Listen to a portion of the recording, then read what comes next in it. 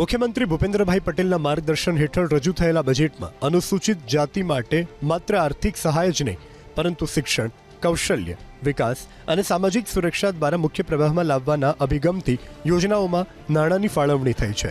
રાજ્ય સ્તરે વિવિધ કલ્યાણકારી યોજનાઓને એકીકૃત માળખામાં અમલમાં મૂકી લાભાર્થી સુધી સહાય સમયસર પહોંચે તે સુનિશ્ચિત કરવામાં આવ્યું છે। અનુસૂચિત જાતિ માટે વિવિધ સ્તરે કાર્યરત નિગમો માટે મોટી રકમ ફાળવાઈ છે। બજેટમાં નિગમ માટે ફાળવણી: ગુજરાત અનુસૂચિત જાતિ વિકાસ નિગમ, ગુજરાત સફાઈ કામદાર વિકાસ નિગમ, ડોક્ટર આંબેડકર અંત્યોદય વિકાસ નિગમ, કુલ 62.50 કરોડની જોગવાઈ। ગુજરાત અનુસૂચિત જાતિ વિકાસ નિગમનું ધ્યેય અનુસૂચિત જાતિઓની વ્યક્તિઓને બેન્કેબલ યોજનાઓ હેઠળ લોન સહાય આપી ગરીબી રેખાથી ઉપર લાવી તેમનું જીવન ધોરણ ઊંચું લાવવાનું છે। વર્ષ 2026-27માં ₹8.18 કરોડની વહીવટી ગ્રાન્ટ ઉપરાંત લોન ધિરાણ માટે પણ જોગવાઈ કરવામાં આવી છે। આંબેડકર અંત્યોદય વિકાસ નિગમ: ડોક્ટર આંબેડકર અંત્યોદય વિકાસ નિગમ હેઠળ રાજ્યની અનુસૂચિત જાતિઓ પૈકી અતિ પછાત જાતિઓના આર્થિક સર્વાંગી વિકાસ માટે યોજનાઓ છે। રાજ્યની અતિ પછાત એવી 12 જાતિઓના લાભાર્થીઓના આર્થિક વિકાસ માટે અને આત્મનિર્ભરતાનો ધ્યેય ધરાવે છે। સ્વરોજગાર, આર્થિક સહાય અને વિદ્યાર્થીઓને બેંકમાંથી લીધેલ લોન પર વ્યાજ સબસિડી યોજના થકી સહાય અપાય છે। ગુજરાત સફાઈ કામદાર વિકાસ નિગમ: ગુજરાત સફાઈ કામદાર વિકાસ નિગમ દ્વારા સફાઈ કામદારના પુનઃસ્થાપન માટેની પ્રવૃત્તિઓ થાય છે। સફાઈ કામદારોને માથે મેલું ઉપાડવાની પ્રથા નાબૂદ કરવાના અભિગમ રૂપે આ લોકોને બીજા ધંધામાં પુનઃસ્થાપન કરવા માટે પ્લાન યોજના અમલમાં છે।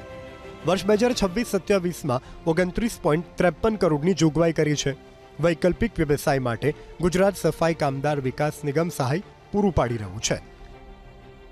પાટણ જિલ્લાના હરેશ સોલંકી અને રતિલાલ સોલંકીએ નિગમના વાહન લોન યોજના થકી 7 લાખ રૂપિયાની મળી। ભાડાના વાહનમાંથી મુક્તિ મળી પોતાની માલિકીનું વાહન મળતા આજે સોલંકી પરિવારના આર્થિક સ્થિતિ સુધરી છે। વર્ષ 2025 અને 26માં પાટણ જિલ્લામાં 20 લાભાર્થીઓને નિગમે કુલ 75,48,000ની આર્થિક સહાય કરી છે। આ ગાડી મેં મળી ગઈ મને બરોબર ને અત્યારે હું મારા પરિવારનું સારી રીતે ગુજરાન ચલાવું છું શાંતિથી ને હાલ કોઈ તકલીફ પડતી નથી। પહેલાં ભાડાની ગાડી ચલાવતો હતો ત્યારે તકલીફ પડતી હતી બરાબર। હું સરકારને ખૂબ ખૂબ આભાર માનું છું। પહેલાં હું ભાડાની ગાડી ચલાવતો હતો, અત્યારે ગુજરાત સફાઈ કામદાર વિકાસ નિગમમાંથી મને ઇકો ગાડી મળી છે। 7 લાખની લોન મળી છે અને તે દ્વારા હું ઇકો ગાડી ચલાવી મારા પરિવારનું ગુજરાન ચલાવીશું। તે બદલ નિગમને અને ખૂબ ખૂબ સરકારશ્રીને અમારો આભાર છે। નાનો ધંધો અને રોજગાર કરી સ્વનિર્ભર બનવા ઈચ્છતા અનુસૂચિત જાતિના ભાઈ બહેનોને આ યોજના હેઠળ કુલ 28 પ્રકારના વ્યવસાય માટે ટૂલ કિટ્સ મળે છે, જેમાં અલગ અલગ ક્ષેત્રના કૌશલ્ય તેના આધારિત આવક રળવાની તકો મળી રહી છે। બનાસકાંઠામાં 1062 લાભાર્થીઓને ₹1.40 કરોડના ખર્ચે ટૂલ કીટ અપાઈ છે। બનાસકાંઠા જિલ્લામાં માનવ ગરિમા યોજના હેઠળ અનુસૂચિત જાતિના 1062 લાભાર્થીઓને ₹1.40 કરોડની સહાય કરાઈ છે। પાલનપુર જિલ્લાના જયેશભાઈ મકવાણા આ સહાયથી ગેરેજનો વ્યવસાય શરૂ કર્યો, જેનાથી સન્માનજનક રોજગારીનો અવસર મળ્યો।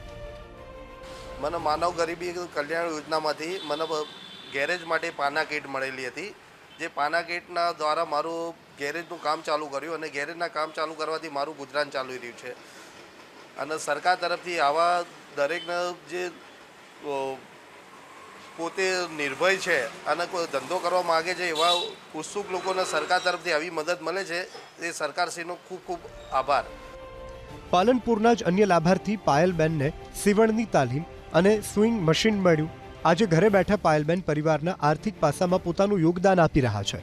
સંચો મળ્યો છે એનાથી મારું ઘર ગુજરાન ચાલે છે। એનો રીતે ઘરના બધા સભ્યોનું ઘર ગુજરાન ચલાવી શકું છું। એના તરફથી સરકારની ધન્યવાદ। એમાં સરકારનો બહુ આભાર ચાલે, કેમ કે સંચારના કારણે જ મારું ઘર ગુજરાન ચાલી રહ્યું છે।